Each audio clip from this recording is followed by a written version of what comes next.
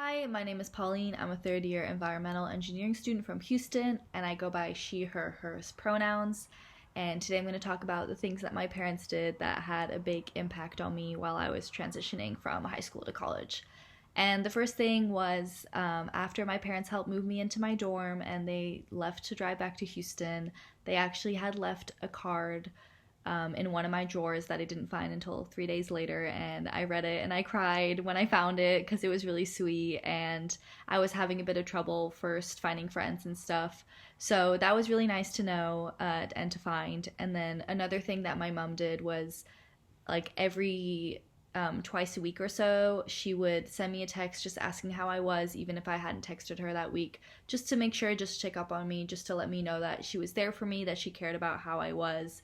And that was really nice to know for me, going from seeing my mom almost every day, waking me up in the morning for school, to having her be in a different city. But yeah, I definitely recommend trying to keep in touch at least multiple times a week to see what your child's up to in college and see if they're settling in okay. Hello, my name is Lizette Long, and I'm a freshman. I am double majoring in electrical engineering and jazz piano performance.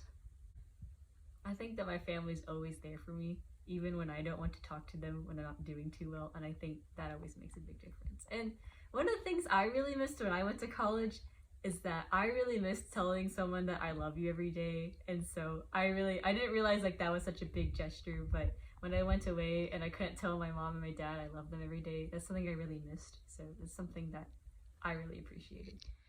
Hi, my name is Riley. I'm a third year environmental engineering major. My pronouns are she, her, hers, and I'm from Colorado originally.